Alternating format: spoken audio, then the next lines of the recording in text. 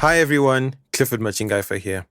And this is UNAJUA, where we offer crowdsourced minimum actionable responses to important questions in 15 minutes or less. Welcome to the third and final installment of our three-part Web3 themed series featuring Kenyan blockchain enthusiast, data wrangler and entrepreneur, Michael Kimani.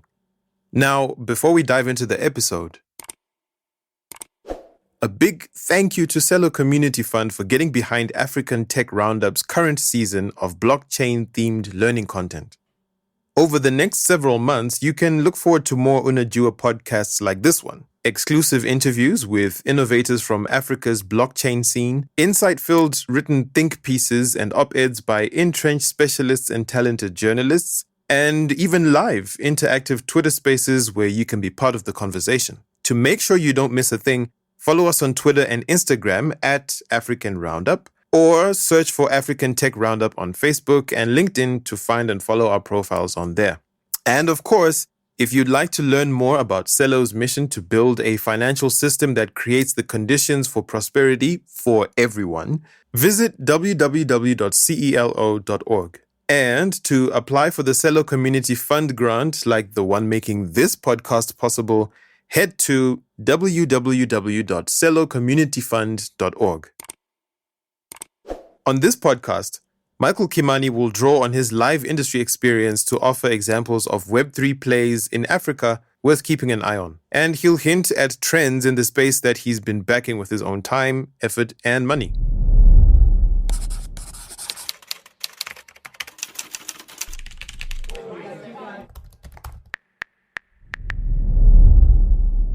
I think it's worth noting that we are all kind of experimenting. So none of this is set in stone.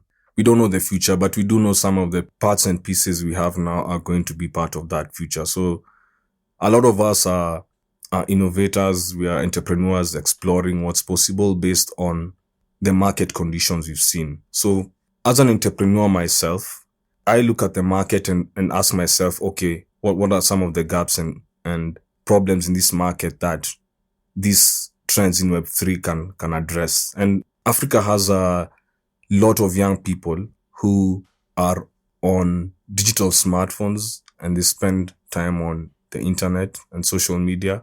And there's a trouble in the real world where they don't have jobs or there's not enough money to go around. And they're always hustling or looking for a way to earn some extra income.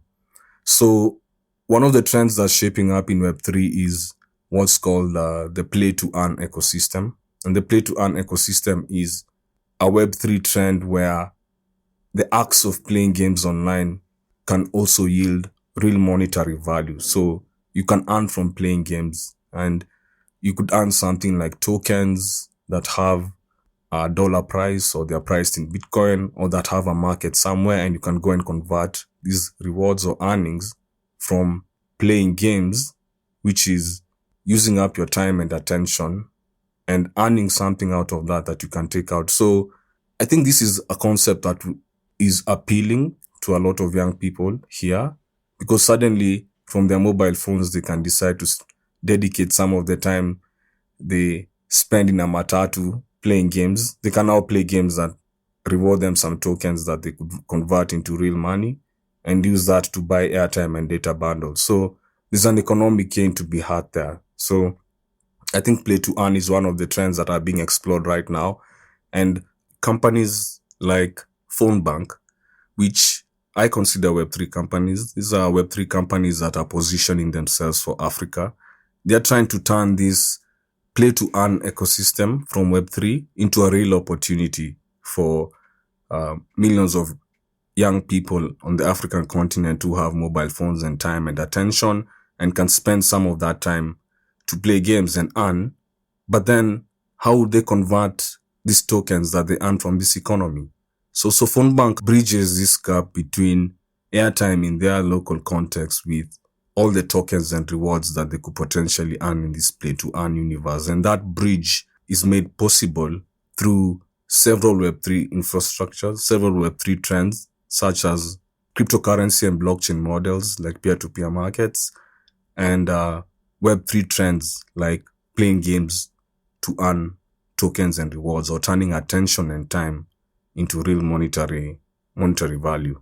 So another example of Web3 trends and how they're manifesting in the African tech ecosystem is microtasks. And microtasks are similar to play to earn, in that they leverage time and attention of people, and you're able to convert that into real dollars. These microtasks, they're a bit different from play to earn, because play to earn is more on the fun side, and microtasks could be more tasks that our company needs done. So this is like a real job, only that it's miniaturized and it's broken down to such a small point where you can literally do this on your phone while you walk, but it's value to someone, and someone is willing to pay for that. And these types of jobs are also emerging through the Web3 ecosystem, and they're able to pay people for even 5 seconds of your time. We can pay you $50 for 5 seconds of your time in a day to help a self-driving Tesla in California figure out what the object on the street is. This is an example of a microtask that's actually listed on a job platform, an online job platform in Africa. So these microtasks are creating the kind of jobs that would be lucrative for a huge African population, with young people who are looking to earn an extra dollar that could actually be valuable in their life as airtime and data bundles. And they have all the resources they need. They have mobile phones, they have internet, they have time, but then they still need to be able to convert whatever they earn from this microtask economy into their real world. And cryptocurrencies, which is a Web3 trend in itself, is one of these bridges that connect airtime through companies like Phone Bank, or through companies like Cheaper Cash, connect airtime and mobile money into this microtask and economy, allowing you to convert currencies of the internet into your local currencies. I think another third trend that's hot right now is digital properties in the form of a use case known as NFTs. So NFTs really are just digital collectibles where you can control who owns how many units exist out there, who owns them. You can place a limit, and you can have this transparency somewhere, and this technology wasn't possible before the blockchain. The blockchain has really enabled us to create digital properties. And the best way to think about a digital property is the same way you own a piece of property in the real world, where you have a certificate, a land title that can prove this is yours, and you can transfer that piece of property to someone else. In the internet right now, we're spending so much time online. There are creatives coming up right now who their first experience with the internet is through a mobile phone. So how can we enable someone with a mobile phone to create something valuable that they can transfer online and sell to someone else, So Web3 is also about enabling creativity in the online world with the same rights and feel that you could have if you created a piece of art in the real world. And this is what NFTs really is, an example of a use case of this Web3 trend. And in Africa right now, we've seen some artists like Davido and Sauti Sol.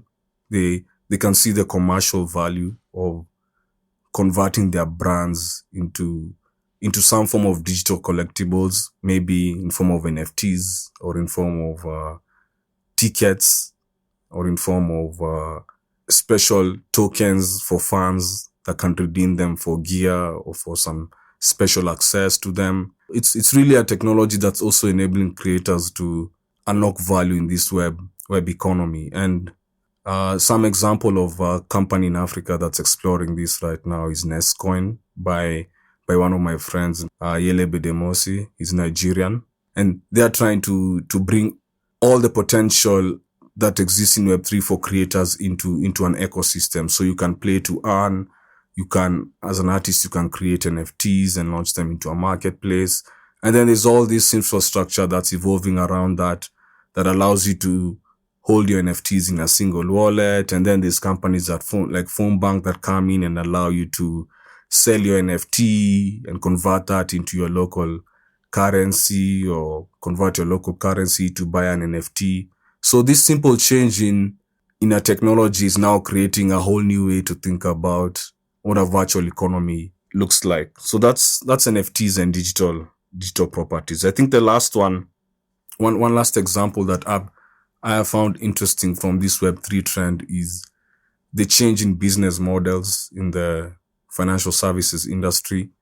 Things like crypto and crypto peer-to-peer marketplaces are enabling anyone who has a mobile phone and some capital on mobile money in Africa to be able to participate as a vendor or as an agent in an online market the same way a forex bureau would work in the real world. So this is really powerful. This is like a Web3 trend that's completely reshaped how financial services work. So instead of going to a forex bureau in the real world to convert Kenya shillings into dollars to say make a payment online or send money abroad, now you can go to a virtual marketplace and find some vendor who's maybe a young person somewhere with a smartphone who runs a business allowing people to convert mobile money or airtime into crypto and execute these online transactions they desire. So I think that's been a great Web3 trend to see in the context of Africa,